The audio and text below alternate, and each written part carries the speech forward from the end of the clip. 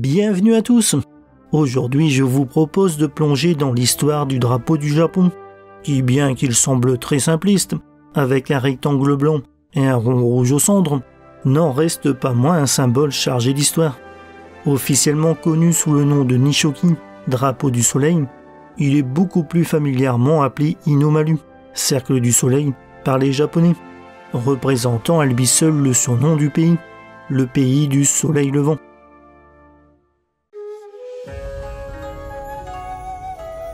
L'origine exacte du Inomalu s'est perdue dans les méandres du temps, mais nous pouvons remonter jusqu'au début du 7e siècle pour trouver les premières traces de l'utilisation du symbole du soleil. En 607, une lettre officielle fut envoyée à l'empereur chinois Yang de la dynastie Sui, débutant par la mention de l'empereur du soleil levant. Si c'est en partie dû à sa position géographique, le soleil est également étroitement lié à la famille impériale japonaise. Selon la légende, les empereurs du Japon sont les descendants de la déesse du soleil Amaterasu. Cette croyance était profondément enracinée dans le shintoïsme, la principale religion du Japon, qui voue un culte à la nature et à l'animisme. Le choix de la déesse du soleil était alors hautement symbolique, surtout dans une société tournée vers l'agriculture et la pêche. Le premier drapeau avec un motif de soleil aurait vu le jour en 645. Lors de l'expédition orientale, le frère du futur empereur Jinmu, Itsuse no Mikoto, fut tué lors d'une bataille à Naniwa. Levant des troupes pour le venger, Jinmu, en tant que descendant du soleil, décida qu'il ne pouvait pas se battre vers le soleil, mais depuis le soleil. Ce choix lui porta chance, lui permettant de conquérir la région de Kinki. Il aurait alors créé un drapeau avec un motif de soleil en l'honneur de cette victoire. Des écrits datant de 701 mentionnent le drapeau Nishu, le drapeau du soleil d'or, décorant la salle de cérémonie de l'empereur Monmu. Ce serait le plus ancien Inomalu, mais ce n'était pas encore le cercle rouge sur fond blanc que l'on connaît aujourd'hui. Celui-ci serait né de la guerre de Genpei. Jusqu'à la période Heian, le drapeau Nishiki, symbole de la cour impériale, représentait des cercles de lune d'or et d'argent sur fond rouge. Durant la guerre de Genpei, un drapeau rouge, la couleur du clan Tailon, fut utilisé par l'armée gouvernementale, tandis que le clan Minamoto, en opposition, mena la guerre avec un drapeau blanc. Après la victoire du clan Minamoto et l'établissement d'un gouvernement de samouraïs par Genji, le Inomalu de Shirot Shikamaru devient le symbole de l'unification du pays. Pour l'anecdote, si le clan Taira avait gagné la guerre, le drapeau du Japon serait aujourd'hui un cercle jaune sur fond rouge. Mais l'idée d'avoir un drapeau comme symbole national est bien plus récente. Dans les temps anciens, chaque domaine avait son propre drapeau, qui était principalement utilisé à des fins militaires, la plupart étant de longues bannières avec le nom ou l'emblème du seigneur. Le Japon menant une politique isolationniste, il n'avait aucun besoin de symbole pour se distinguer des autres pays. Mais tout changea dans les années 1850, avec l'arrivée du commodore américain Matthew Perry dans la baie de Yokohama en 1853, forçant le Japon à s'ouvrir au monde. En 1854, les navires japonais reçurent l'ordre de hisser le Inomalu pour se distinguer des navires étrangers. Il est décrété drapeau marchand du Japon en 1870 et finalement drapeau national du Japon, devenant ainsi le premier drapeau national officiel du pays, marquant une étape dans la consolidation de l'identité nationale japonaise. Le gouvernement Meiji, dans sa quête pour consolider l'identité japonaise, créera également l'hymne national Kimigayo et le sceau impérial, des symboles qui perdurent encore aujourd'hui.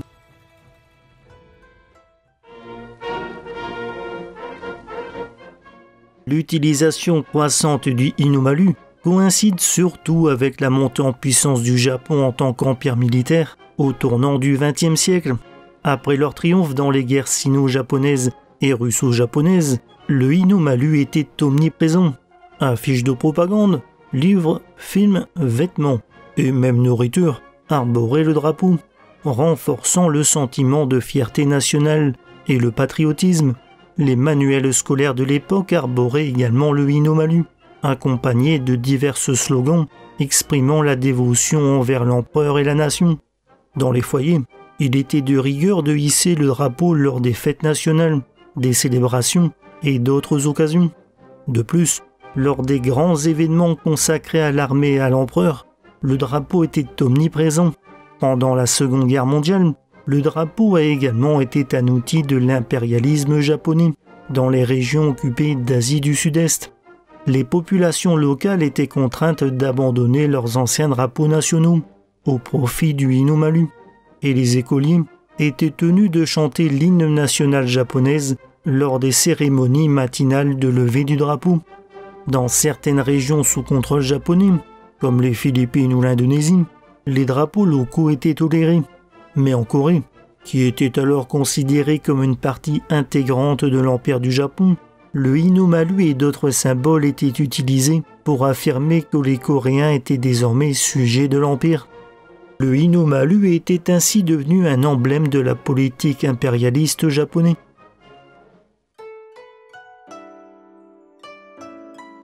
Après la guerre, pendant l'occupation du Japon par les Alliés, posséder un Hinomalu nécessitait la permission du commandant suprême des puissances alliées. Mais bien que les restrictions étaient sévères, il n'a jamais été totalement interdit. Cette approche peut être interprétée comme une tentative de ménager les Japonais. D'autant plus que les Américains avaient maintenu l'empereur en place. Il aurait donc été peu cohérent d'interdire le drapeau. En fait, dès le 2 mai 1947, le général Douglas MacArthur a levé les restrictions sur l'utilisation de l'Hinomalu dans les bâtiments gouvernementaux japonais. Et en janvier 1949, toutes les limitations ont été complètement abolies. Cependant, dans le monde d'après-guerre, le drapeau du Japon a suscité des critiques en raison de son rappel au passé militariste du Japon. Le Japon est passé d'un sentiment ultra-patriotique incarné par le Dai Nippon, le Grand Japon, à un Japon pacifiste et antimilitariste.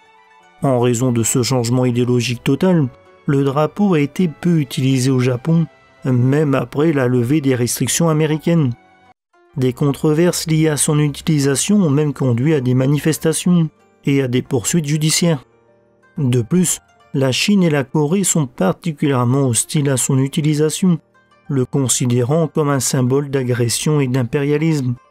Même lors des Jeux Olympiques d'été de 1964, à Tokyo, l'utilisation du Hinomalu restait source de controverses. En 1974, avec le retour d'Okinawa au sein du Japon en 1972, le Premier ministre Kakue Tanaka a proposé une loi visant à officialiser l'Hinomalu et Kimigayo, qui n'avaient encore aucun statut officiel. Tanaka souhaitait également que les élèves hissent le drapeau lors d'une cérémonie matinale et adopte un programme moral basé sur l'éducation de l'ère Meiji. Mais sa proposition de loi n'a pas été adoptée. C'est finalement la mort de l'empereur Hirohito en 1989 qui fut l'occasion pour le gouvernement japonais de réintroduire le drapeau national. Pendant la période de deuil officiel, des Hinomalu en berne ou drapés de noir ont été hissés dans tout le pays. Malgré quelques incidents où des manifestants vandalisaient le Hinomalu le jour des funérailles, ça n'a pas provoqué de troubles particuliers dans la société japonaise.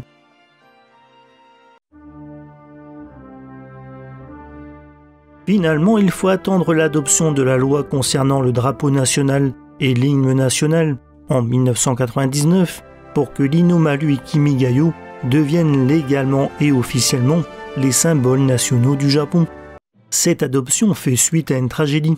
Dans la préfecture d'Hiroshima, le directeur d'un lycée s'est retrouvé au cœur d'un profond désaccord entre sa commission scolaire et ses enseignants concernant l'utilisation de l'Hinomalu et de Kimigayo au sein de l'établissement.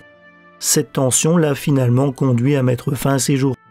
Cet événement tragique témoigne des profondes divisions au sein de la société japonaise, même plus de 50 ans après la fin de la guerre. Dans un sondage réalisé en décembre 1974, 84% des personnes interrogées ont déclaré que l'Hinomalu était le drapeau national, tandis que 9% ont exprimé leur désaccord.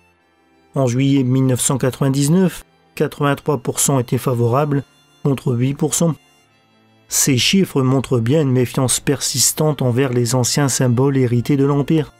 À plusieurs reprises, des Japonais ont brûlé le drapeau pour exprimer leur opposition aux atrocités commises par l'armée japonaise.